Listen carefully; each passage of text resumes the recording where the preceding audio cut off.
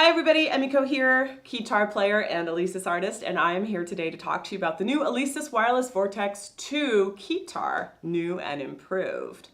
So the first thing about the Keytar that you guys should know is that it's 100% wireless and it's super easy to use. It comes with this USB key.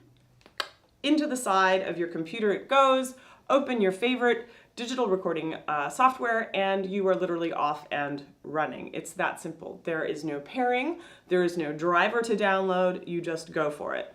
Now, if for whatever reason you're new to this and you may not have any digital recording software for whatever reason, guess what? Alesis has got you covered. They give you 6 starter packs, including Ableton Live Lite, Zoom, Expand, and a whole host of other sound libraries that you can download simply when you go to the Alesis website to register your new Keytar. So they've got you covered. So that's number one. Number two, the body of the Keytar. The design has changed, ladies and gentlemen. Now, a lot of people speculated that this was a cosmetic change only, but I have to tell you, for my personal comparison after wearing the original Vortex and now the Vortex 2, the Vortex 2 just wears better. It's easier to move. It feels a little bit better in everything. It's easier to sort of jump up and down with.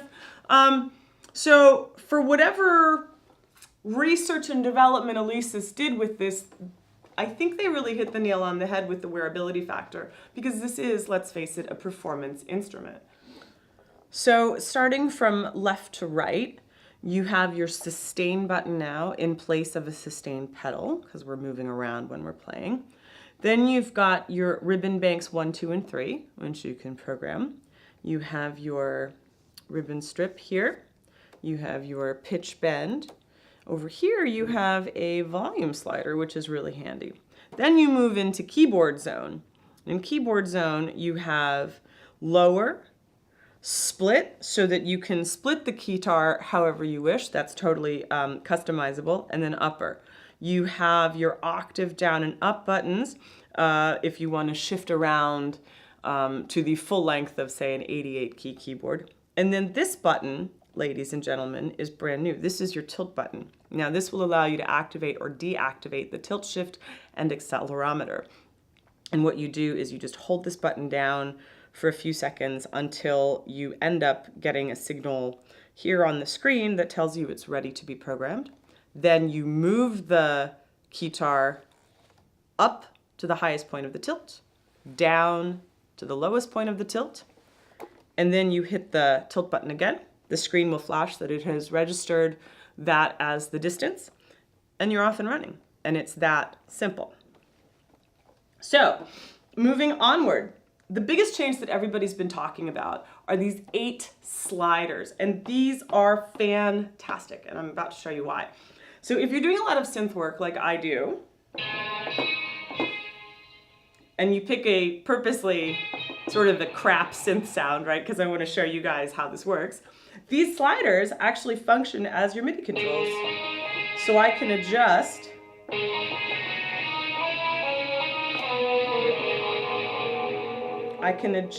all sorts of things in here. My resonance, my cutoff, my reverb.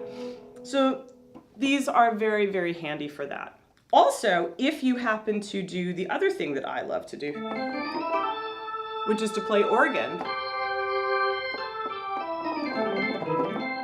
they can also work as your drawbars. Now, a lot of the Vortex videos that are out already show you how to do the drawbar selections with the sliders.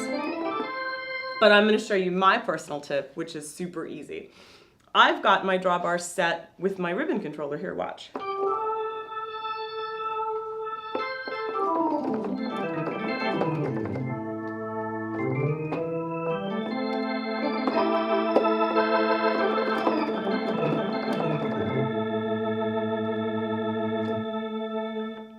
And that's my Leslie as well. The sustain turns into the Leslie, which is fantastic. Moving on, you have 8 pads here. Now we did have these before on the Vortex Classic, but we'll go through them for anybody that might be new to the Keytar. So these are 8 pads that are RGB backlit, touch sensitive, after touch sensitive, and velocity sensitive, which is fantastic. And I'm just going to pick a simple drum sound for now to demonstrate.